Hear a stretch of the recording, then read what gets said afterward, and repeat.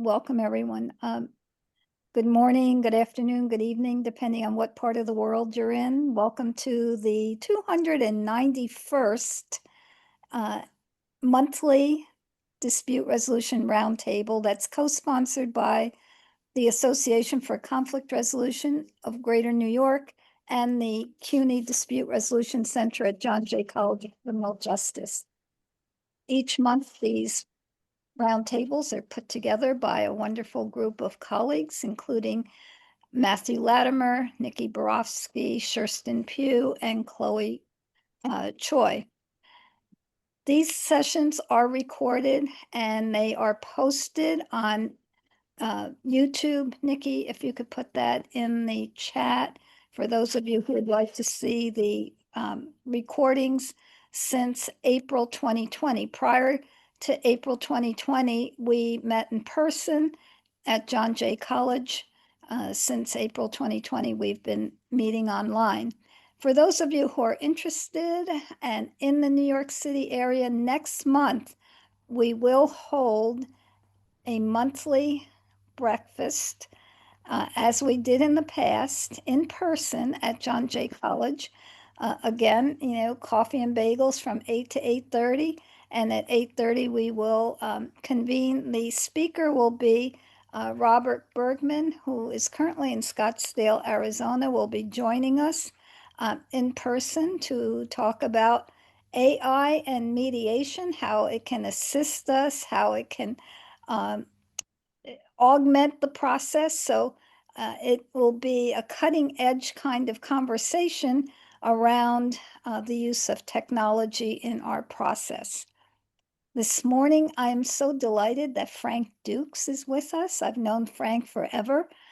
This is an incredibly timely topic, neutrality. There was a time when we just accepted the term, accepted what it meant for us as particularly third-party interveners, and increasingly, it's been a topic of great interest. Can we really maintain neutrality? So I can't think of a better topic of the hour, Frank, than talking about neutrality. Thank you so much for joining us.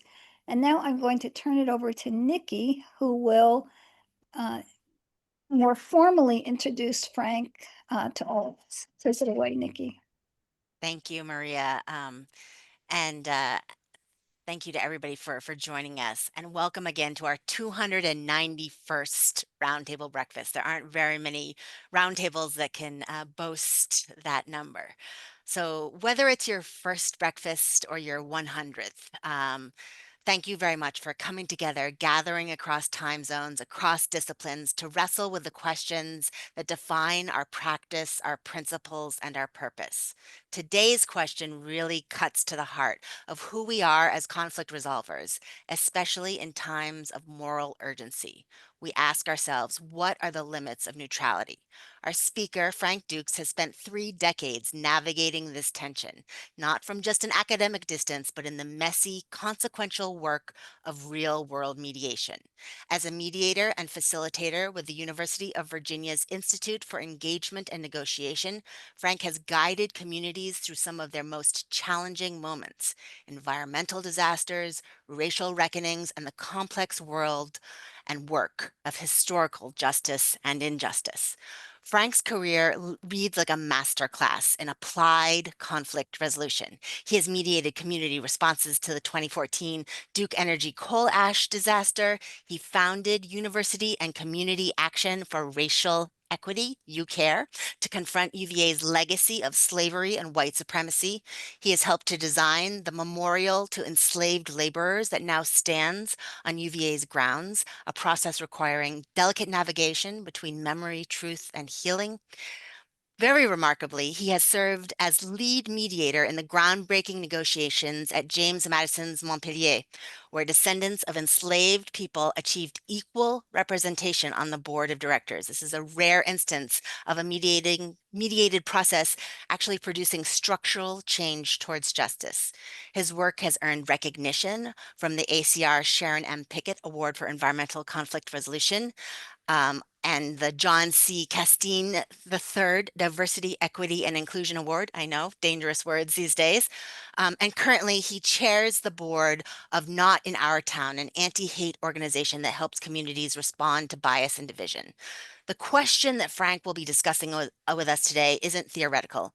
In an era of rising authoritarianism, both in the US and abroad, and deepening polarization everywhere, many mediators find ourselves caught between professional principles and moral imperatives. When does neutrality serve justice, and when does it become complicity or something else? Frank will not offer us easy answers, but instead an open discussion. He will share lessons from his own practice and invite us into the discomfort of essential questions. Can a mediator maintain neutrality while serving equity and justice? How do we balance process integrity with moral clarity?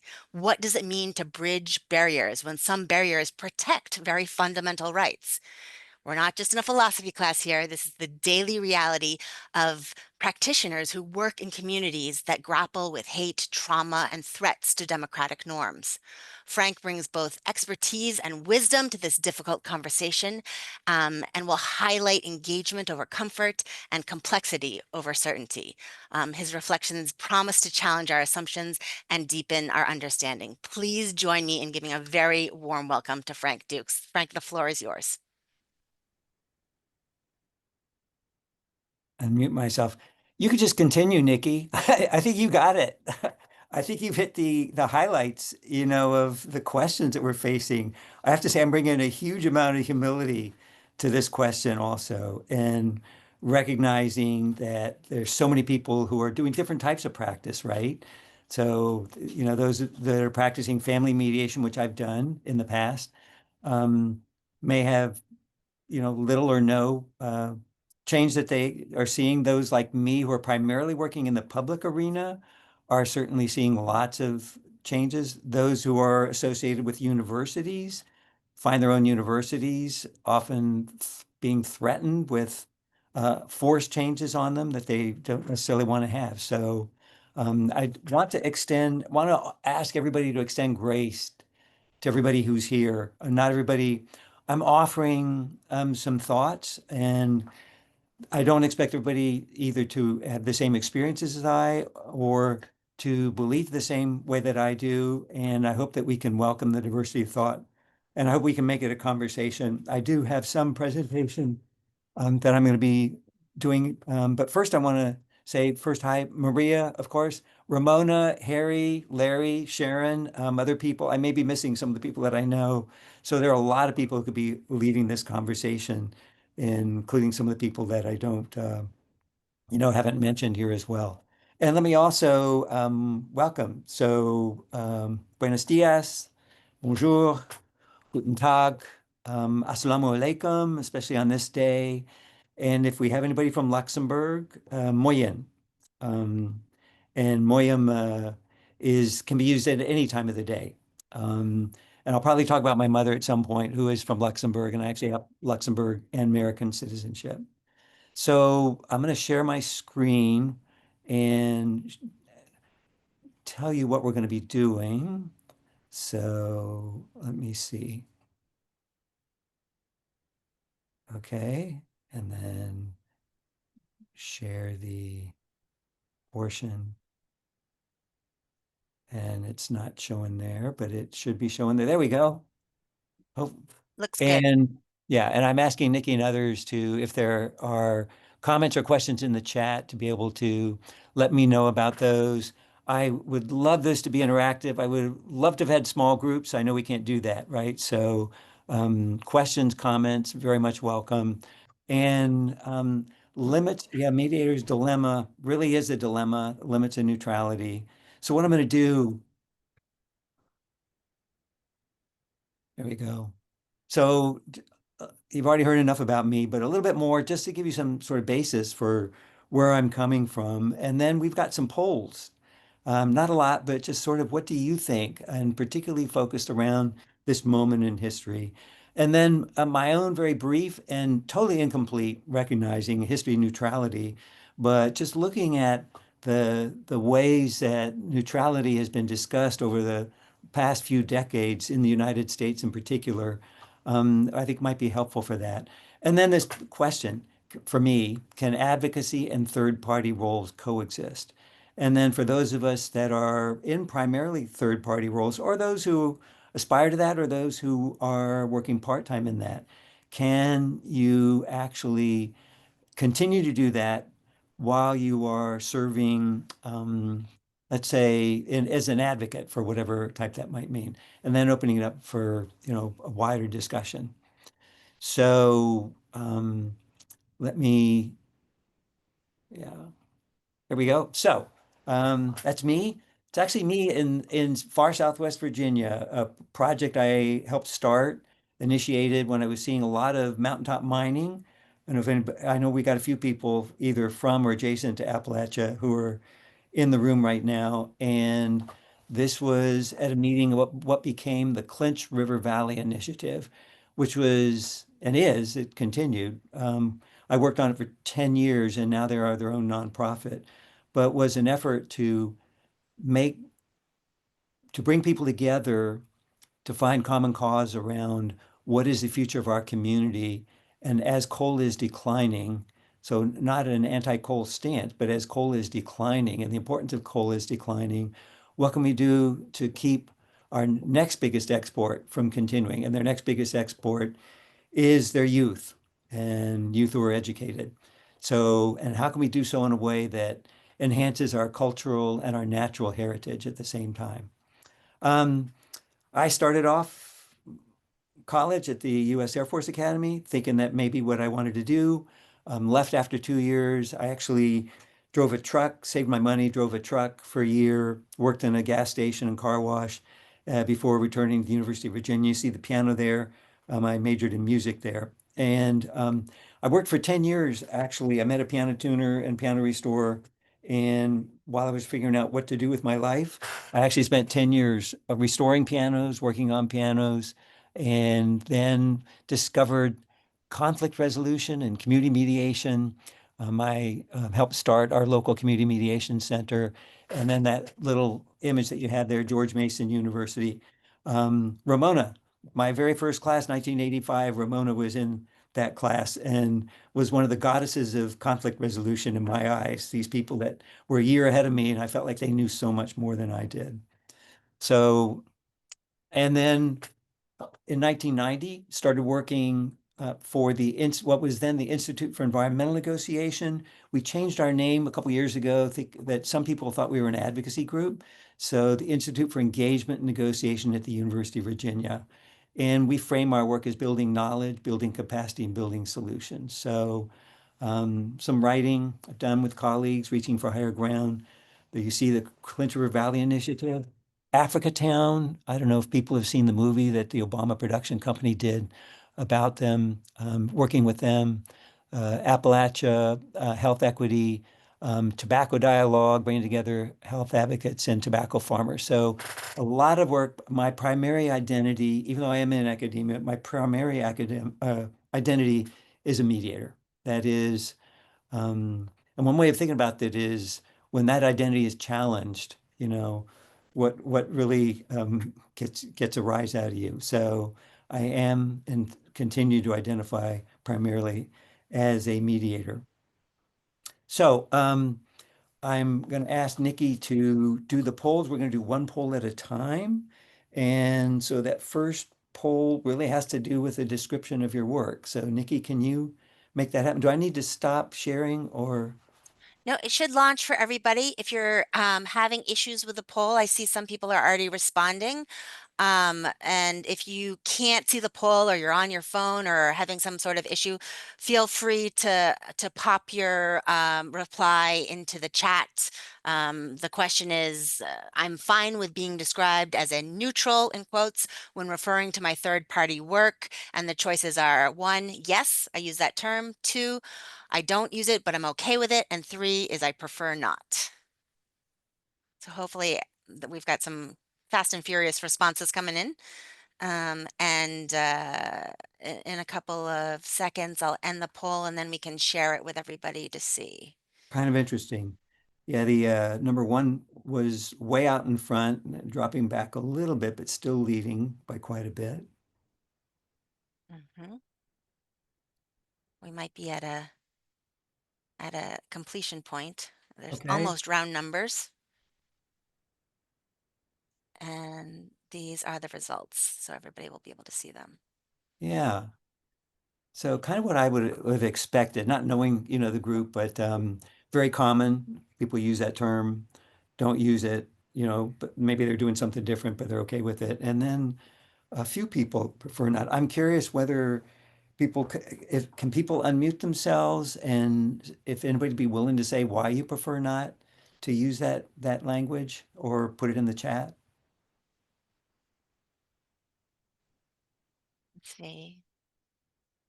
Hi, Frank. Any? I'll say why I not as you know, this is Sharon from Minnesota. That I also have been grappling with this issue quite a bit, and so I have come to not want to use. I don't think that it is an accurate description. I don't think any of us are truly neutral, so I don't use that as a Okay. descriptor.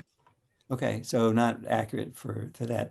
I'm curious if somebody who does use that term can say what their reasons are for using that term. I'll jump in and say I guess maybe for me I aspire to be neutral, and the tools that I pull from my toolbox when it comes to mediation are tools that one would use as a third party neutral. So Okay. Okay, good. Thank you. Um, I also give the caveat to my parties when I describe what neutrality is, that it is a personal and professional responsibility to act in a neutral fashion. And of course, if anyone perceives that I'm not, to please hold me accountable, and perhaps my fellow co-mediator, so we can address it. yeah, so maybe using that language, but also making clear what you mean by that language too. Okay, I'm wondering if we could go, thank you. Could we go to the second question? Jeremy had his hand up also. Okay. And I was just going to say one of the reasons is in Europe we distinguish between mediation and conciliation. You don't want to call yourself either one. We have different sorts and approaches. So neutral is the best way of covering a broader range of services. Okay, thank you. Yeah. And thanks for bringing in outside the United States. I know we have a number of people that are outside the United States. So I've launched the second question. Since President Trump took office, I've seen or undertaken changes in my third party work. 1 is yes, 2 is some, and 3 is not at all.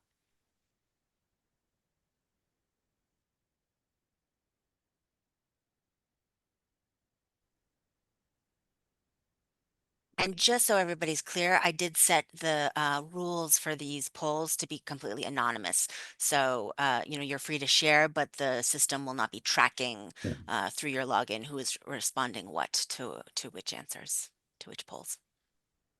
Okay.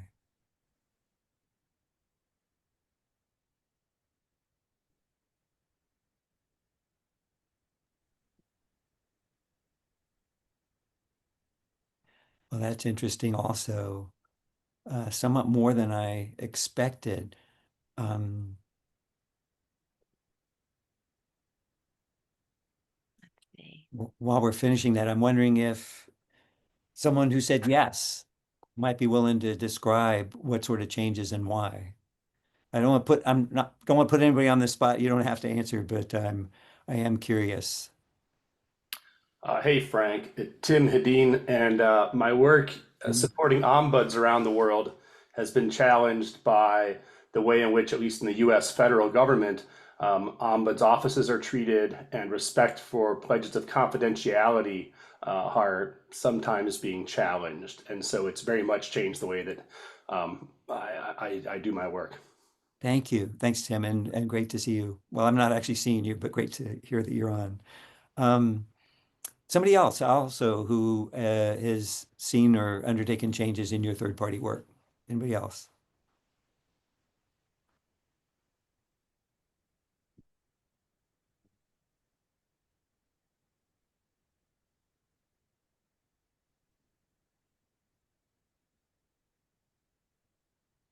in mediations, I actually have a big tolerance for silence. I'm not sure that's so good. So, well, people can feel free to comment on that if that happens later. Kind of expect that. Again, if you're divorce mediator, maybe not. We were talking beforehand about, well, if you're working in schools and then recognizing that, well, some schools in rural Virginia, there's a county not very far away from where I am in Charlottesville, Virginia. I'm actually in Albemarle County, Virginia. They've got like 70 different languages spoken, very many immigrants, and very much affected by the changes that have occurred in this current administration. We have two hands, Frank. Frank, Okay. Sam, and then Lara. Sam, Oh, would you like to begin? Yes, thank you so much. I've just been more active in reacting or responding to conditions that I'm seeing not only in our country but in elsewhere. And I think I need to credit Maria for this. I've been in the street, several groups, several actions that we've had. But one particular one is the Gaza issue. But I have a sign which says ceasefire, make talk work. mm, And it's from Maria's bookmarks that comes about. There are other signs that other people have, that are more, maybe less neutral than that. And it just seems that the response from that sign that I have, especially from passerbys, is very positive. mhm. It's out there. It describes what I'm concerned with, but it also shows that, we need to, and they ask me, why do you have the sign? What does that mean? I says, well, how do you deal with things at home, with your wife, with your children? It's all the same, by dialoguing, talking, and that's all I'm asking for. Thank you. Thanks, Sam. Lara. Lara? Yeah, I think very briefly, we've had to reframe how we're setting up big public discussions. So working in the environmental space or dealing with climate and trying to invite a number of folks, realizing we can't use the word climate change and have anybody from our federal agencies join us. So really having to rethink agenda setting and framing. Yeah, thank you. And Laura and I had some initial conversation a couple months ago, about this very theme. Thank you. We have one last hand up. Yemi? Good morning. Yes, this is Yehemi from Chicago, and I am an immigrant. I'm an immigrant mediator, and I work with incarcerated youth. So, and providing conflict resolution workshops and things that I have seen in terms of the neutrality working with this administration. It's as an immigrant, now the fear is if we are neutral or we need to protect privacy for people and immigrants, how are we going to do that if we're mediators and we're required or we will be asked to share information that is protected by privacy settings? Laws, things are changed. Also, funding has changed. Programs for youth or access to youth resources are going to be cut. And so it has impacted on the administrative level and also as a question, right? As an immigrant, how neutral you can stay if you are seeing that someone is being called big call names or experience racism because I am trying to talk to a party. Those are things that are actually happening right now. Thank you very much. I really appreciate that. Okay, let's go to the third question. All right, we've launched. Which describes you best? 1, 2, or 3?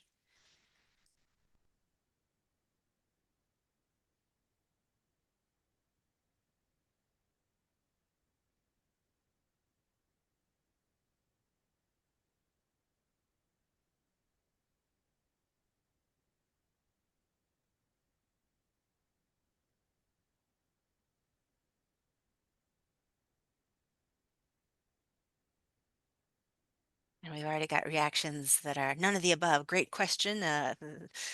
Deborah Hamilton is in a conundrum about this very issue.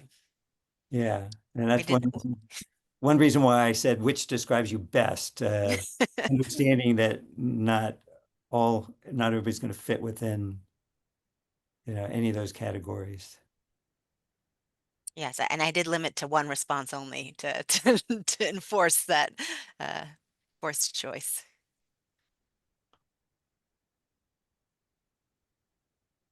And some people have said none of the above. If you have a different reaction, maybe you'd like to share that. Yeah, anybody, and we're seeing closer, a little bit more of the focus on the role, but fairly substantial group of people being actively resisting what they see as authoritarian takeover. So observations, comments? Frank, it's Deborah Hamilton. I just would love to ask you what you think happens to our practices if we do, post things that or repost things that show people being arrested and things like that. I've had several of my mentors say, you really have to stay neutral. That's what you're putting out there. If you do this, you're not neutral. And I go, yes, but I want to be able to tell my grandchildren I didn't sit on the sidelines and do nothing. Yeah. Yeah. So I'm gonna wait to answer that. I think this is gonna build into answering that question. And if you don't think that I've answered it sufficiently by the end of the slideshow, then please bring that up again. But I think I will be addressing that. Thanks. So So I I've think shared the results, and it might differ with the countries of nationality and citizenship too. yeah, yeah. And I think it's a conundrum that anybody who's been active, and I have been active, just saying that, still, nonetheless, it's not always comfortable, given my third party role too. Okay, let's go to the fourth question, last question.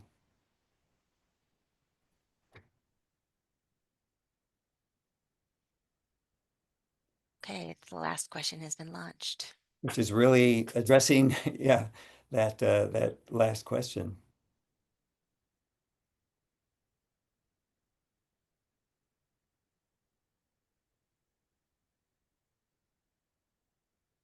I'm not sure I should have offered number 2 because of course everybody's going to think about it, right? It's like playing scruples with them. It depends. Yeah. Well, I think there are different scruples, right? So there are scruples that what I do with my third party role is so important, not just to me, but to individuals and to my communities. I don't want to do anything to put that at risk, or to my institution for which I work, right? So that's a real consideration that I've had to navigate and had to grapple with too. But we are seeing somewhat more, well, actually quite a bit more with yes, or willing at least to be thinking about it versus reluctance. I'm wondering, I think I could assume what the reluctance would be, but I'm wondering if we could get one or two people to be willing to describe what that reluctance is.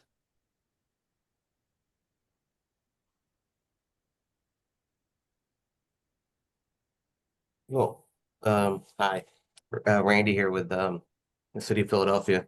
I work in city government, actually for our Commission on Human Relations, and I, I just really can't get in. For me, I can't really get involved in that type of work because a lot of times I'm out there on either protesting or protests on either side, trying to help maintain public safety. So for me, it's more professional reasons, if anything. Right. Yeah. Anybody else? Yeah, I actually put myself in the third one because the way I read the question is public advocacy. For me, the way I interpreted the question is positional. And there are such deep problems right now at any level. We've seen some are domestic for what's happening in the US, but they're much broader. The Gaza war has spilled out and affected every single country. It's been one of the most divisive debates in all countries. Now, if advocacy would mean, are we pushing for pro-solution? Are we pushing people to no longer be partisan and no longer be pro-side, but pro-solution? Is that a form of advocacy? Then I would say yes. but that's not how I interpreted your question. Because for me, public advocacy is really, are you willing to take a side on a matter? And this is where I have to be very, very reluctant. Okay, and I'm not making that distinction. I'd actually seen Mimi was going to talk, and then Charisse. Just briefly, I would say that, you know, I'm still in a role in which I'm very limited as to what I could say in response. But in my former role as president of the National Association of Immigration Judges, I certainly spoke out quite a bit in an educational context and always drew the discussion to the Constitution and talked about those types of principles in settings, including congressional hearings and media engagements. And that was one way that I felt that I remained neutral, but still advanced positions that I thought were important to the discussion. So relying on the institution and the Constitution, the law, the framework that you're advocating for. Yeah, thank you. Yeah, Charisse? Hi, and I'm thinking about this through a personal reaction.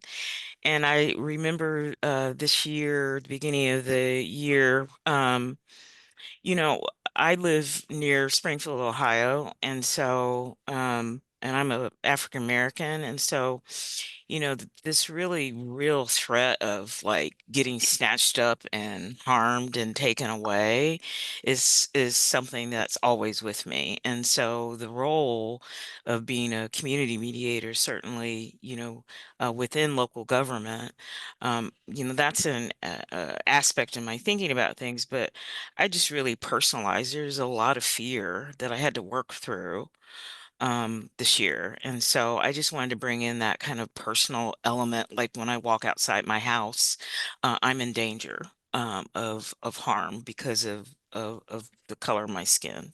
Thank you. Thank you. And thank you for being willing to speak that truth. Okay. So thanks, Nikki, for doing the polling. So I'm going to move on and see if I can move this there. So I'm going to do a little bit of, and it's brief. It's going to be incomplete history of neutrality, and there are people, on this Zoom who've written about things, and so just not apologizing, but I just want to touch on the fact and touch on a few different ways that people have been thinking about this, but also to note that this has been happening actually for quite a long time.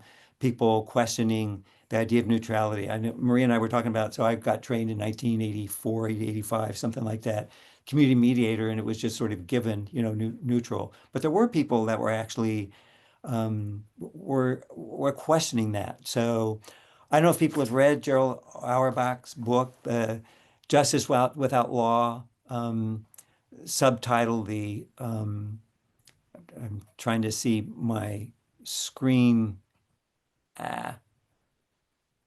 It's being hidden. Growth of dispute resolution in America. Yeah, sorry, I didn't mean to do that. Oh my gosh, now I got to get back to, there we go. Yeah, thank you. So he explores the concept of neutrality. I mean, it's a wonderful little book and maybe a little bit out of date, but just talking about the different sources of the informal justice, well, formal as well as informal justice. And he traces the growth of both of these formal and informal dispute systems, how we borrowed them from different cultures, from Africa, from China, businesses that actually help really demand those ways of getting formal and then the informal dispute systems. And the idea that the concept and practice of neutrality really helped the growth of both the formal dispute systems as well as the informal dispute systems. But he does touch on the fact that neutrality can be problematic in certain cases, right? It can sometimes mask underlying biases and interests that affect how disputes are resolved. So he's giving credit to neutrality, but beginning to sort of plant the seed that neutrality cannot be a be-all and end-all for us. Now, a really excellent article that well, it's a chapter actually in a book in the Ethics of Social Intervention by Berman, Kelman, and Warwick. And Jim Lowy, who was my professor at George Mason University and my dissertation advisor, and Jerry Cormack, a Canadian, The Ethics of Intervention in Community Disputes. And they're much strong. Now, they're talking about community disputes. They're talking about community-wide. They're not talking about neighbor to neighbor per se, but they're Cormack especially, and well, Lowy too, were working particularly around issues of race, and they're bringing that experience to this. And their idea is that neutrality can actually perpetuate power imbalances, right?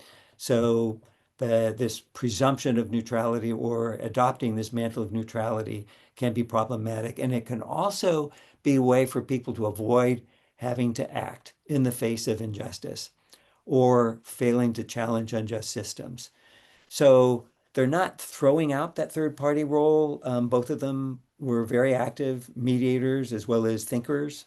And well, Cormack is still alive and at least as recently was still practicing some.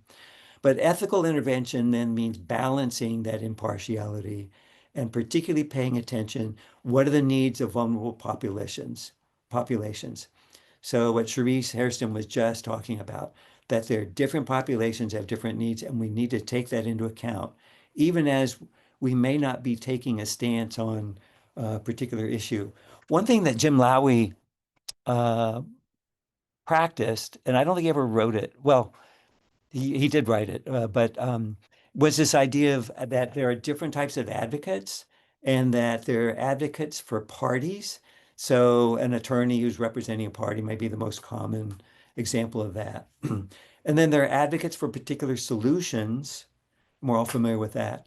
And then what he was suggesting was the third party role is to advocate for the fairness of a process, the fairness and the justness of a process, so that they're not supporting any particular individual, they're not advocating for a particular solution, they're not taking a stance on that, but they are insisting that the mediator has an impact on what happens, and we need to be aware of that impact, and we need to act accordingly in order to make sure that we're not creating harm, particularly to vulnerable populations. So Jim, in particular, very influential for me. As I said, I was a student of his, and also he was my dissertation advisor. In my field, which has been primarily environmental, I've done a lot of other types as well, but most of the work in my institute involves some sort of element of environment. Larry Susskind and Josh Stolberg debate. It wasn't actually a debate, it was an exchange of ideas. And but way back in 1981, and Larry Susskind arguing that mediators need to advocate for processes and act in ways that are promoting, if not even ensuring, that the outcomes are fair, that they're stable, that they're efficient, and that they're wise. Now, all of those can be interpreted in many different ways, right? And Larry himself is known as being kind of an orchestrator type of mediator as well.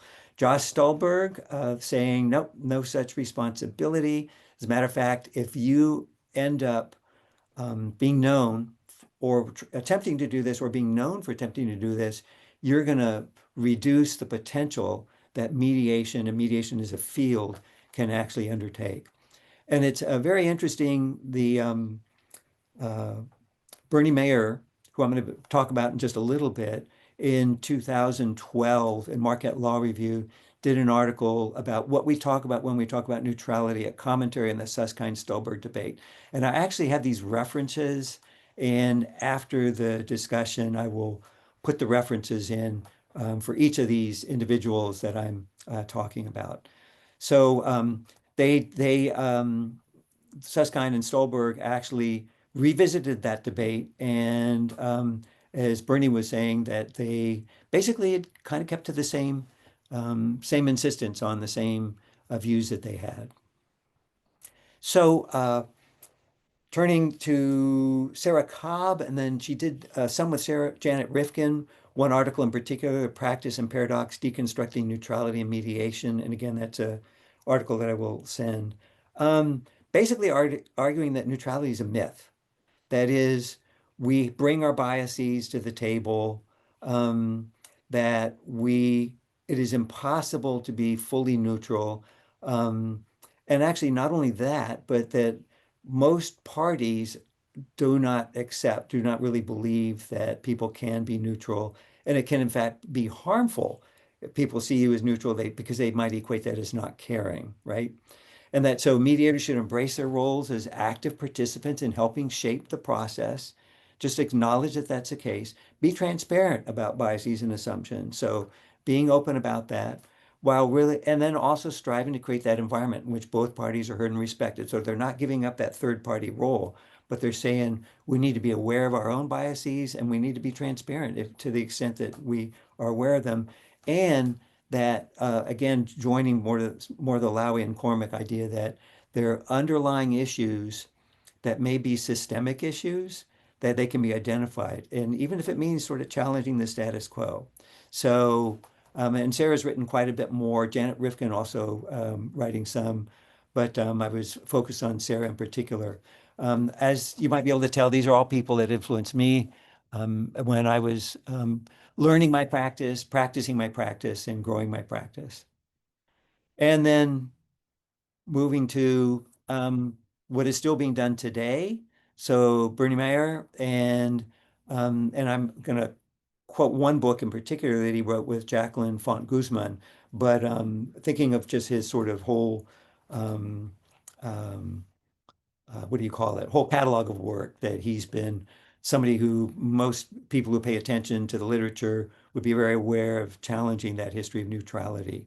So their argument, neutrality is unattainable, unrealistic. It's not actually a goal itself, right? Neutrality, and I've always thought this too, it's really a substitute for trust, and that we cannot sort of fetishize that. And then mediators don't exist outside of the conflict. We're not like this completely above the conflict, that what we do actually does shape the outcome, and that we need to accept that that is the case. I think we're really interesting, he and Jacqueline von Guzman, they validate roles for chaotic and strategic disruption. So they say too often we're afraid of conflict, and we need to recognize that without conflict, necessary change cannot occur. Injustices cannot be challenged. And what's kind of interesting, they clearly prefer the strategic disruption, but can recognize how, if you are a member of a marginalized group, that chaotic disruption may be the only way that you can cause attention, that you can actually draw attention to your cause. There are dangers of chaotic disruption. It can get out of hand. It can create violence. It can create repression, et cetera, but they acknowledge that there is that role, and very much a role for strategic disruption, including within the third party role, right? That you can actually introduce questions that may disrupt the way people are thinking, and that might be appropriate to do. Now, all of these people that I'm talking about all understand that there is an element, and I'm going to use terms impartiality or co-partiality, sometimes people talk about, that if you are seen as too far outside of that, you're not actually going to play a third party role. So they're not critiquing this idea that there is something different about a third party. You're not an advocate for the parties. You're not an advocate for any one of the parties, or you're not an advocate for one particular outcome. But you can't just sort of accept this sort of mantle of neutrality and have a pretense that that's going to be sufficient for the work that you're doing. So where do I land? And that's kind of answering that questions, what happens when you're putting your role at risk? And I've been pretty cautious about that. So I mediated my first case. I think I helped start the Mediation Center in '85, and then my first case in 1986. And really value that identity as a mediator, value my role and the role of the Institute for Engagement and Negotiation, very concerned about putting that at risk. So I am very much still an active mediator and facilitator, helping people transform conflicts, helping people and communities build and sustain and repair relationships. So I'm still playing that role. Within that role, I have chosen to take on certain cases that perhaps other mediators wouldn't take on because they might be seen as not crossing that boundary of neutrality or impartiality. So I've been active in public engagement on monuments and memorials. Nikki mentioned I was on the design team for the University of Virginia's Memorial for Enslaved Laborers, but one of the reasons I was chosen for that position was because my advocacy within the community at large and within the University of Virginia for confronting our legacy of slavery and segregation. And then most recently, am part of the design team, or not, sorry, not the design team, but the process team for public engagement for, in Charlottesville, we have had a couple of Confederate memorials, one in particular for Robert E. Lee, was taken down, and I was one of the advocates for that, and has been melted and then is in the process of being turned into a new public art project. And so within my third-party role, paid third-party role, our institute was hired to lead the public engagement for that particular project. So what type of art does the community want to see? And I know that this would be controversial. There are plenty of people that have disagreed with the decision to remove the monuments. But nonetheless, I felt that was within my role, a legitimate role to be able to play that role. You mentioned too, I'm chair of Not in Our Town board. So 2017, I was seeing more and more. I'm trying to think of how to frame it. Well, I'll just say within my own community, we were getting visited by far right, neo-Nazis, Klan people, and I felt like I needed to get more active in the anti-hate movement. So joined the board and currently chair the board. Not in Our Town chose film, actually goes into communities that have experienced some sort of hate incident, often with violence, and then films the responses that these communities are making, often incredibly powerful responses that they're rallying around those who are harmed or the particular communities that are harmed, and then uses those films to help other communities that might be facing some sort of hate incident or wanting to prevent that from happening, uses film to foster discussions for that. But also more, well, excuse me. So I'll just say that I see what is happening in the United States with this current administration as approaching fascism, approaching authoritarianism, and that I cannot simply, this is for me, I cannot simply stay on the sidelines and just say that my particular role is more important. So I've gotten trained as a legal observer, so that's still kind of a third party. That's primarily the legal observers from the National Lawyers Guild. They're primarily observing what the police or what the state is doing at protest. Also gotten trained as a pastoral presence. I'm not a minister, but I'm a member of a congregation. And there's a group of people, Congregate Charlottesville, that are also offering witness. Typically, these are witness supporting the marginalized communities that we have as well. I'm also, so this summer, I was not the lead for it. We've had a series of workshops every week for anti-fascism, anti-authoritarianism. And I did serve as a trainer, and I also actually played some songs for the rallies that we did for the summer workshops. So taking a visible public role as anti-fascist, anti-authoritarian. Whoops, sorry. And then basically just a whole series over the last really 15 years, well, a little bit longer than that, finally saying, for me, I'm going to risk the possibility that my institute may lose work, that I may lose work, but I'm not going to remain invisible when I see these injustices that are happening, particularly around racial justice and human rights. I will say that I do a lot of environmental work, and I have excluded myself from doing environmental advocacy, partly because I don't think I can do everything, and partly because of sort of protecting that third party role. So that's some elements of that. And I'm gonna well, actually, well, I'm wasn't sure I wanted to show the next slide. Um, This is from the book called More Justice, More Peace. And ACR had a plenary session, I think it was 2019. And my chapter is called Leaning into Justice. And I was telling my story and decided to create this sort of personal social justice and peace building pyramid and thought that other people might see this as something helpful too. So just thinking of the different roles that I play, and if you actually start from the top, there's charity, there's volunteering, there's also then direct action, and I am active at protests, civil disobedience, witness and support, social media. I speak out. I get asked to speak directly.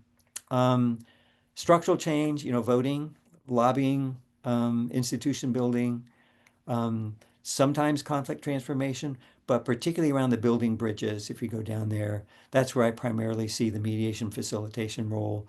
We have what we call equitable collaboration that we've developed, particularly looking at a lot of the work we've done around places that have harmful histories. So monuments, memorials, but also contaminated sites. Oftentimes, there are legacy harms that either the harm is continuing directly or the memory of that harm and the threat of future harm is still very current. And so the idea of equitable collaboration is that saying we are being trauma informed. We are practicing inclusion, not an inclusion that says everybody's welcome to come, but looking at, what are the identities that people have, the immigrant identity, class identity, racial identity, ethnic identity, gender identity, and saying what is it that people need in order to be able to be seen and to be heard and to be included in this. And then also being responsive, um, focusing on truth telling, and deliberative and adapting to the circumstance. So I still very much see myself as doing that professionally. And in answer to that question, maybe oddly enough, I have seen little or no impact on my ability to do work. I've been doing recently work on a Virginia Ocean Plan, third-party facilitation of that. Just finished a mediation around a historic bridge that if anybody's ever done a bridge mediation, bridges arouse unbelievable passion from advocates for history. And also finished a project around the Chesapeake Bay. So still very much doing that sort of work. Have not seen a diminishment in the call for that third party role that I'm playing, despite the fact that if anybody does a search for me or just looks on Facebook, they'll see how active I've been on that. So I'm going to stop sharing and open it up and looking forward to hearing from more people. So, oh my God, 99 plus comments and questions. There's been a Nikki, lot help of me out, help me activity. out. You better, would you mind just sort of taking over and sort of identifying some and seeing? So yeah, I mean, others? I want to invite people to raise their hands because I feel like it's the questions are always better if they're spoken from the voice of the person who has them in mind. But in the interim, we'll start from the most recent, just because it's right on top of my screen. And this person is asking, Sally is asking, she's curious, how do we get our clients to speak their truths if we can't or don't speak ours? It's Wow. more of a deep question. Yeah, yeah. Um, I don't know. I think this really varies by situation. So I will say, so one reason that I was chosen to serve in a paid role, my institute got paid for being part of the design team for UVA's Memorial to Enslaved Laborers, was because I was known in the community for the advocacy that I had done at bringing UVA to the table, holding UVA accountable for our history of slavery, segregation, and discrimination. And therefore, I was seen by many people, particularly within the African American community, but others as well, as a fair-minded, not just fair-minded person, but someone who understood, elements of white privilege, who understood the history and taught the history of white supremacy and the impact of that. And so the people in the community, enough people in the community saw me as a legitimate facilitator of conversations around that memorial to be able to do that.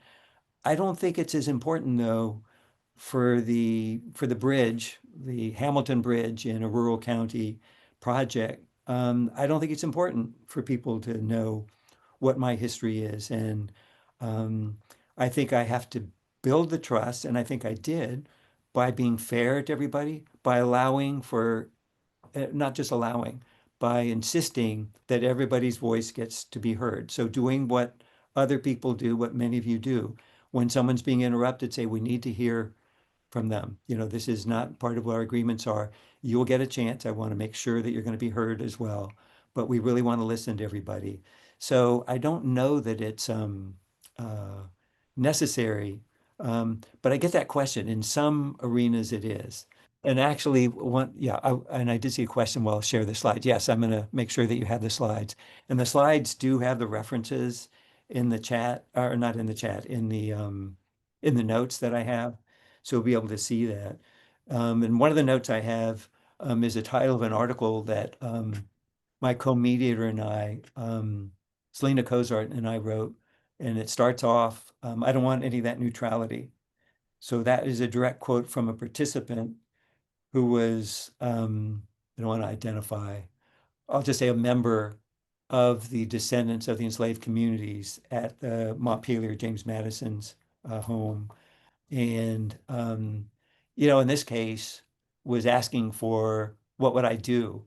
And as most mediators would do, defer, saying that's not for me to do, it's not for me to make a choice. And he says, I don't want any of that neutrality, what might be the appropriate role? And so, of course, I tried to get him, I shouldn't even have said him. Oh, well, tried to get this person to be able to come up with their own, and very much did that. And eventually said, well, here's some choices, that I see. What are the consequences if you do this, right? So, but that person did not want me to be neutral. And I do think, and I will say, in the work that I do in communities, many people equate this sort of cloak of neutrality as not caring. So that's an incomplete answer, and I think it depends on the context. There are situations where I would say that what I do probably looks no different than what anybody else might do. And there are situations where I might say that for me to maintain this trusting relationship, I need to bend, the bounds of what other people might consider as neutrality. And a little bit similar maybe to this question is there are a couple people digging into what you really mean by being neutral. Are we speaking about impartiality, multi-partiality, biases, and then building on to that, what is your vision of the difference between being neutral, being indifferent, being non-aligned, sitting on the fence? Do you Yeah. have a comment to respond to that kind of a question? Yeah, well, one thing is I deliberately didn't put a definition of neutrality because I think that we practice in so many different arenas that can be that can be any one definition might not be appropriate for a different type of practice that they have. And also, I didn't want to get into the sort of picking apart that definition of neutrality. So at our institute, we don't actually use that language. Again, in part because in part because of all the people that whose writings I shared. This cloak of neutrality, it's not actually real. People want to know that you actually care about that. We will use language impartiality or co-partiality. We'll do both. That is that we are wanting to make sure that everybody is able to get the outcome that they need in order to satisfy their needs. As a matter of fact, and in practice, what we often do, and again, most of my work, not all of my work, sometimes we're doing some individual mediation, but most of my work is with large groups, communities, agencies, and communities. And most of the time, when we're doing that around decision-making processes, even if it's advisory, we're doing by definitions of consensus. And by consensus, we're meaning that in a group that everybody is at a minimum willing to live with. That is, they can support every element of what we're agreeing to. And if they're not, then we're not, that is not part of the agreement that we have. And I've practiced that internally at the University of Virginia. I was chairing the task force on how does the university respond to sexual violence. We've done that. To the Duke Energy coal ash spill that they had, where they had people from North Carolina and downstream in Virginia in communities who were looking at ways of holding Duke accountable for and ways that Duke could actually practice accountability. Duke Energy, not Duke College, not Duke University, Duke Energy, and in many, many other types of circumstances. So that's if that's co-partiality. I tend to like Jim Lowey's definition, we're advocates for the process. And we're advocates for a process, and these days in particular, that is trauma-informed, that's inclusive, that's responsive, that is truth-seeking and understanding that there are multiple truths, and that is very much deliberative. That is that we believe that we have something to learn from each other. And in order to do that, we need to listen to each other. We need to be able to challenge each other's ideas. But we also need to, and the group needs to create the sort of norms for themselves by which that they can have the conversations that they need to have. So may not be that's not a complete answer, and everybody's going to have their own answer. But yeah, that's how I would answer that. Excellent. And if Robin, I guess you've got your hand up. You can be next. Yeah, please. I'm tired of my voice. Thanks, Nikki, and thank you very much, Frank. A lot of the situations that you work with and that other people are involved in are very large community efforts, multi-party. When I'm dealing with a small two-person conflict, it may even be small claims court or just an individual conflict between two individuals, I, as I said in the chat, find it very difficult to maintain whatever, neutrality, impartiality, when I perceive that one party is being bullied by the other. And it may not be in an intimate relationship, but it may be cultural. For instance, somebody's, whether it's a question of privilege, whether it's a question of natural reticence on the part of one person or perception of privilege on the other. And when they're pro se, it is not my role or responsibility. It's inappropriate to advocate for one, and I would not do that. But in terms of maintaining an even playing field, it's tricky. So do you caucus Yes. parties? And would you then invite the person that you have see or seems to be experiencing the bullying to be able to say, is this valuable for you? Does this because here's what I'm seeing, here's what I'm observing, and tell me if this is the case. So again, not substituting my own judgment for theirs, but including my observation as part of that, and then being able to lift that up and see whether that's something that they are experiencing, and is it worthwhile for them to continue to participate. And by the way, that happens in bigger groups too, right? Of course, And the of course, it caucusing, happens. yeah, the caucusing happens in the bigger groups as well. Is this still valuable for you? Is this worth continuing? So yeah.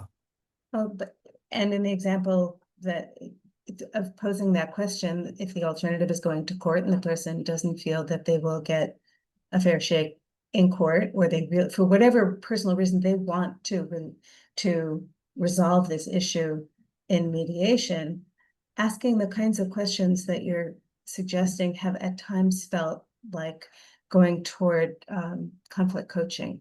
Mhm. And so I guess it's a question that I continue to deal with, of how much of that coaching in the context of maintaining fairness Yeah. is permissible for I don't us. see, to me, I don't see that as all problematic. I can see that as long as you're not imposing your own ideas and understanding that we have a certain power and it can be easy for people to see us as the experts, right? So Mm. being very cautious about that. Um, I mean, when you said to see, here's what I'm seeing, yeah, that's putting a name on something that the other person, that this party may not. It may be stronger language. It may not be something that they could even articulate. Maybe something they take for granted, that people are going to treat them unfairly because they are, fill in the blank. I don't know. And Yeah. I don't want to belabor this. There are other people, but it's. No, it's a dilemma, and we can't resolve everybody's, disputes and change the power. But that might be something you bring up with your mediation center, saying, "Hey, I'm seeing this. Mhm. What sort of practice might be helpful?" Mhm. I'm going to Thank give you. an example also of withdrawing from mediation. So in the Mm. in the Montpelier mediation between the governing board and the descendants of enslaved communities, um, and this was really difficult. It took place during COVID.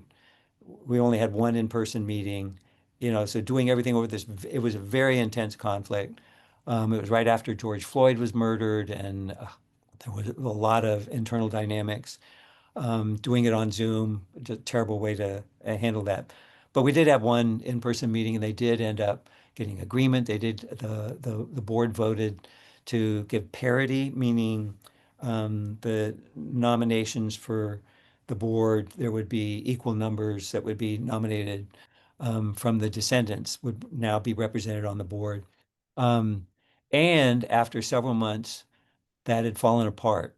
So and they asked us to step in again, and we did briefly. But because of some consulting with the descendant community about some actions of the board, our mediation team ultimately decided that we could not mediate, that it was not possible to do that because there were some parties that were acting in bad faith in such a way that we could not do that.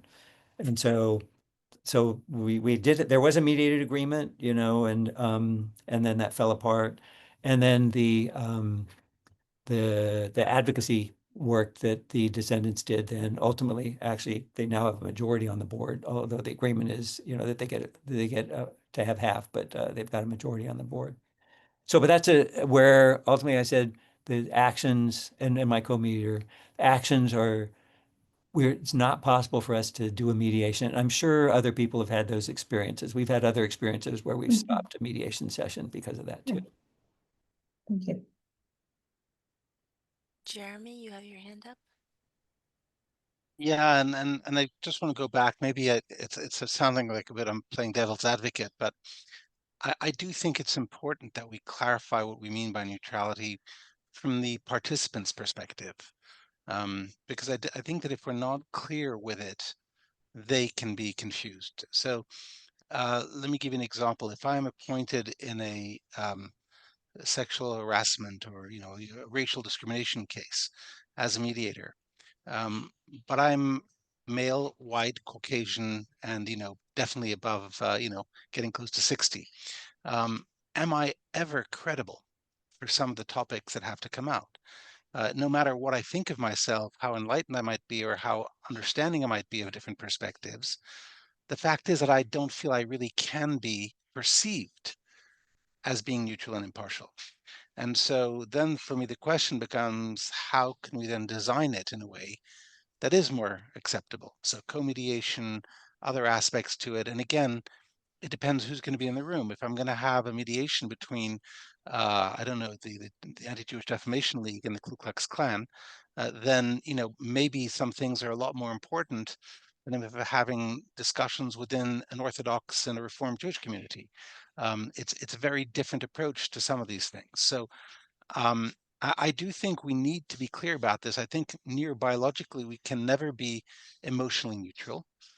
I think it's important to separate partiality and impartiality because we can never be impartial. If we're going to kick in and have any sense of empathy or compassion, then by definition, at some stage, we hope to be equally partial, but we cannot be robots and completely impartial or partial devoted of emotion.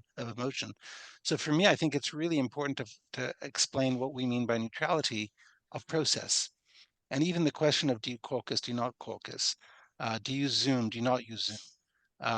We'll have some underlying beliefs about the process itself and its inherent sanctity that is going to come into play at times and affect us. And while we internalize these debates within ourselves, I think ultimately it's the parties who suffer if we're not being clear with them, because I think they really need to know and you know, informed consent is being informed, and I think that that is a really important part. So I don't want to downplay everything and the remarkable work you're doing, but I just do think we can't gloss over some of this. Mm. Yeah, thank you. And I think there's sort of two dimensions to that. One is what are we doing, right? And then how are we perceived by others? We don't ever say, well, we're neutral or we're impartial. What we do is say, here is the process that we can offer, right? And we will be doing this. So it's very practical terms. And then often we'll look particularly, well, there's always identity issues at stake, right? So I'll just say particularly when identities might be at the heart of the dispute, like you said, ensuring that there's a co-mediator who represents different identities as well. It always, it doesn't, I guess it doesn't really surprise me. Well, it does surprise me sometimes that I may end up being the person in a co-mediation that someone with a very different identity ends up talking to more frequently for one reason or another, that because I've acknowledged something one time that they said or whatever the case might be. Yeah, so that's a sort of a different question as well. But I think also co-mediation can be very helpful, in particular in racial issues. I'm white. Having a co-mediator who is African American, because that's mostly when in Virginia, the type of work that I'm doing, where that's the racial identity that's typically white and African American with racial identities, and that then they have different experiences and they can ask, not just asking different questions during the mediation, but in discussing what we're doing, I have a different way of seeing things that's really valuable for me. It's true, even if they share the same identity, you know, that's one reason why I really like, even though it can be hard, but really like having co-mediators for lots of different circumstances. But thank you, Jeremy. Yeah, good point.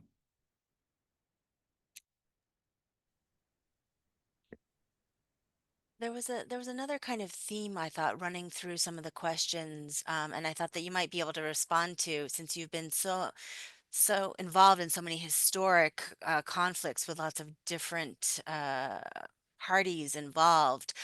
Uh, are there lessons you think that can be drawn for mediators today from the context of these really important historical, deeply rooted conflicts? And for you, are there ever either red lines that you decide not to cross, where neutrality or impartiality or not having an opinion that's stated is important to you? And then also how, this is a complex question, I understand, how does the playing field and the resources of the parties involved in conflict impact those kinds of decisions? If there's a real imbalance, does that change how you approach your understanding?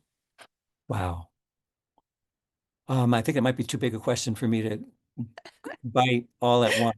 Maybe just a nibble. Maybe just talk about the imbalance of power and how that might impact how you view your stance Yeah, on guiding the process yeah. with neutrality. I mean, there's so many different types of power, right? So um, I think it might be, let's say if we have an agency, you know, that has lawyers and then you've got a community. Now, many communities have lawyers and are actually well-informed, et cetera, et cetera. But in a situation where there is that sort of imbalance of power, um, yeah, just looking at what is it that the parties need?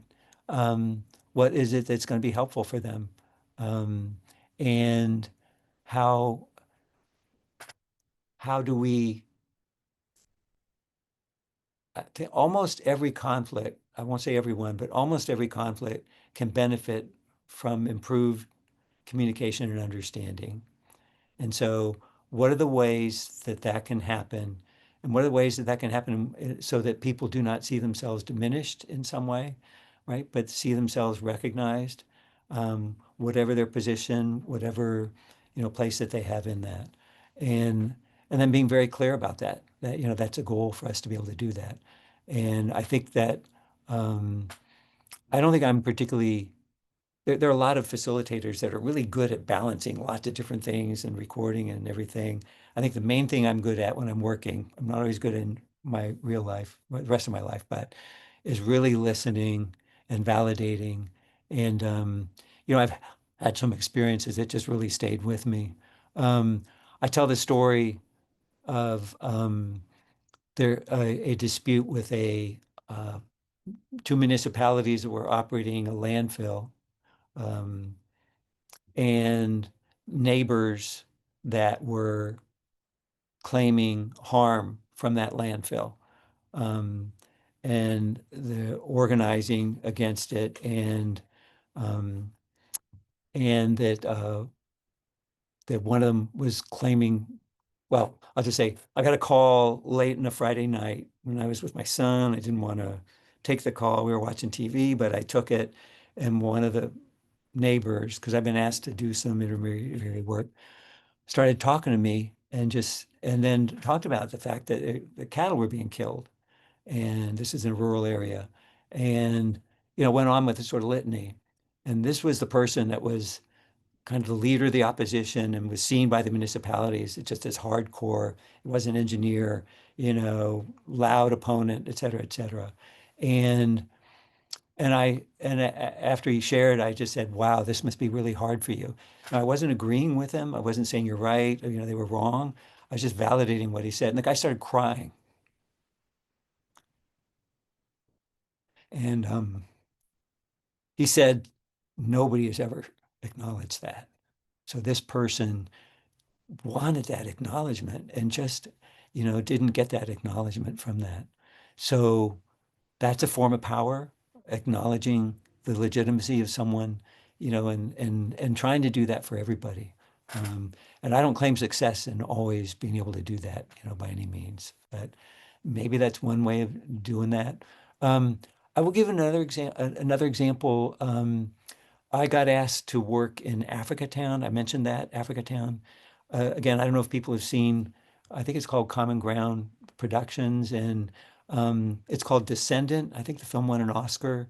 It was Africa Town was settled by the last enslaved people who arrived on American shores in 1860 because of a bet between a wealthy white landowner and another wealthy white landowner, plantation owner. And one of them bet that he could run the blockade. The British and the Americans were actually blockading Africa. The slave trade was supposed to have stopped 40 years earlier.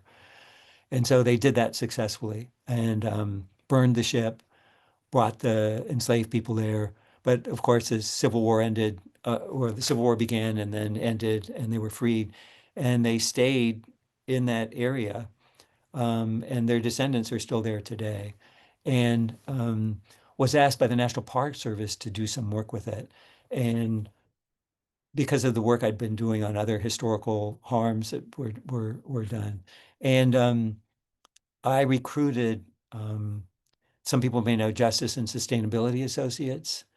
Don Edwards, who, although he's now retired from that particular position, which is an African-American led business, third party, has done a lot of other work to join me in that work because I didn't feel as though, one, I could have the kind of understanding that they might have, and two, the kind of legitimacy that they might have as well. And also, it's pretty complex issues that they were dealing with too. So, that's not what I do in a mediation, but that's what I do prior to that mediation in order to see it's not balancing the power, but it is looking at how can I be most effective as a third party? And sometimes it means sort of, offering other opportunities for other people to share that. So I think I was sort of circling around your question, Nikki. No, it was a tough question, and it was a very informative answer. We're nearing the top of the hour, but Kim, you have your hand up. Would you like to ask a question? Yes. First, I would like to make a couple quick comments and introduce myself. This is my first breakfast. Me My name is too. Kim. My name is Kim Lonzo. I am a dispute resolution certificate student of Professor Volpe. I am honored to be here. I've learned so much. First, I want to thank you, Professor Dukes, for your advocacy and your knowledge. I've learned a lot. I've come to dispute resolution in an unusual route. In the 90s, when I initially went to college, I decided to go to the seminary. I was raised Catholic, and that's in the seminary is where I first encountered conflict resolution skills, and I got to use them quite a bit working in the student travel industry. And as everyone here probably knows, when you get a group of teenagers together from various, schools, and you travel with them, it's all about conflict. It's all about negotiating, helping them to communicate. So what I've been hearing here today and what I've been learning in my classes is extremely reassuring. And I'm glad to see so many professionals. But my first observation as a queer man of color was the lack of diversity within this space. And I felt in my heart, I have to identify more people of color, more queer people to be in these spaces, because I feel, and I want to talk about some people's questions about how do I, in my positionality, how do I address certain issues? And I immediately thought, well, aren't we, because we have this massive network, don't we have fantastic professionals that we can co-mediate with or just connect with to help us do this particular work, as opposed to feeling I'm not enough or I won't be able to connect with. I think, especially with forums like this, we are uniquely positioned to draw upon this vast, experience network that we have to help us and push us as professionals. And so feeling I can't because is just an obstacle that we have to overcome. But I do have a question about neutrality as a definition of the neutrality of the process, because I've been hearing a lot of people talking about it and saying it can't be achieved. But it is my understanding, and correct me if I'm wrong, Professor, and anyone else, it's my understanding that neutrality isn't necessarily a destination where we are at, but whenever we get into a mediation space with people, it's a journey we are going on, and that we are merely focusing on making sure that the process as created by all of us is a space where everyone feels comfortable enough to talk, and that we are just facilitating that. So I feel as if that in and of itself is neutrality. It isn't the destination, it's the space we create. Am I wrong in thinking this? Not from my point of view. Thank you. I think that's really wise.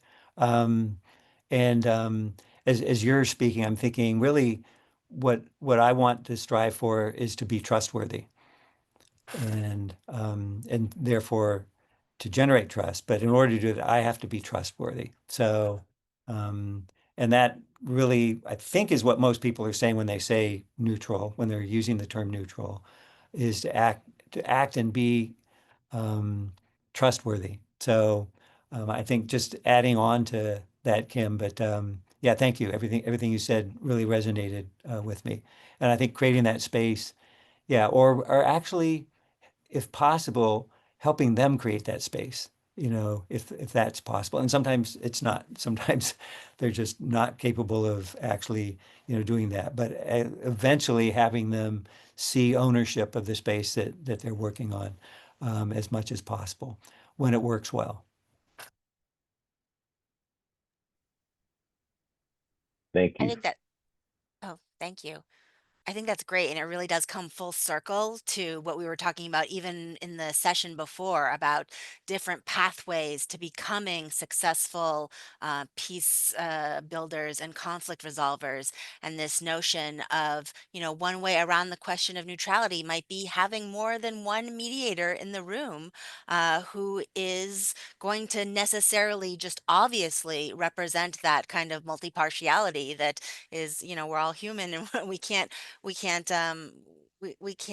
pretend to not have even neurological biological reactions to certain things. We've had previous sessions about how much of our brain is under our control, and I think that everybody is understanding that not everything is necessarily under our control. But I want to give you a moment to have a last word, and thank you in advance for a really really rich discussion and wonderful presentation. Would you like to just leave us with some parting moments? And I'm not sure, we'll stop the official recording after at 10, and then maybe people can hang around if they have questions they want to ask after. Yeah. No, I don't think I think I've said so much.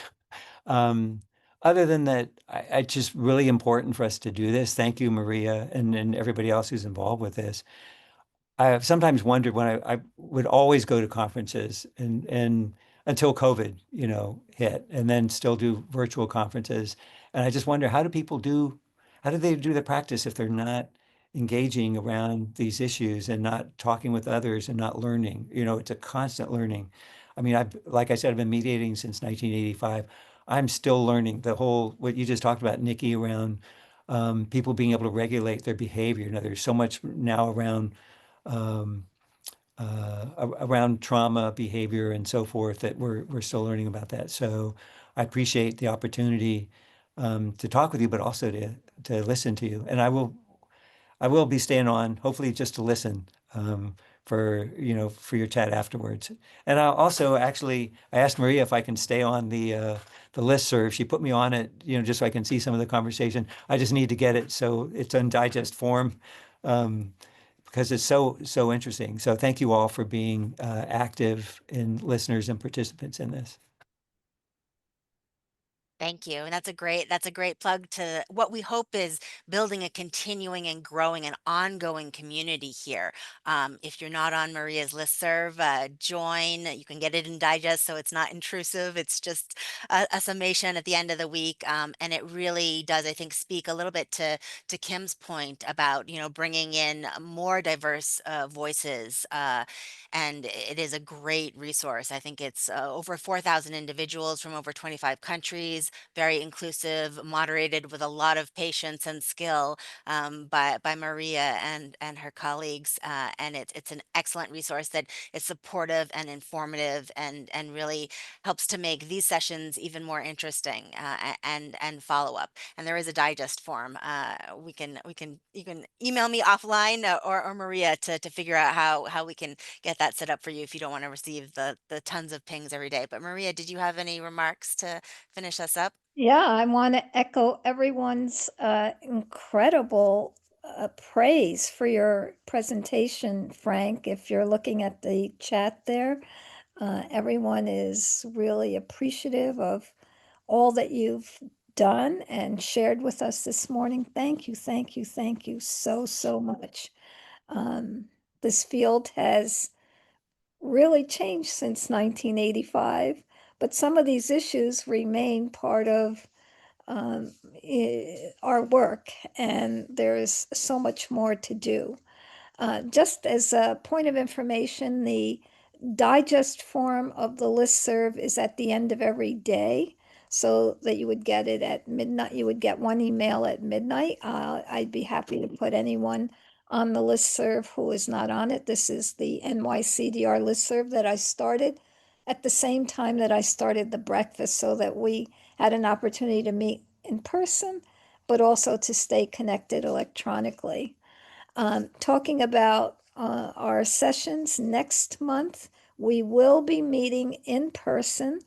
We will record the in-person session and post it afterwards, but we will not have simulcast or any form of synchronous interaction with an online audience. The presenter will be Robert Bergman, who is in Scottsdale, Arizona, and will be in New York. And the title will be AI's Role in Mediation, assist, augment, or automate. What does it do for us? Cutting edge questions, just like neutrality has been part of our vocabulary now for decades. AI is now becoming part of our vocabulary for the future. So if you're in New York, please join us. And it will not be the first Thursday of the month.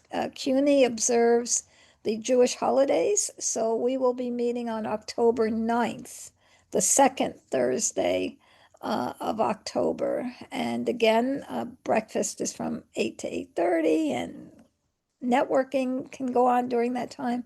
We will officially start at 8:30.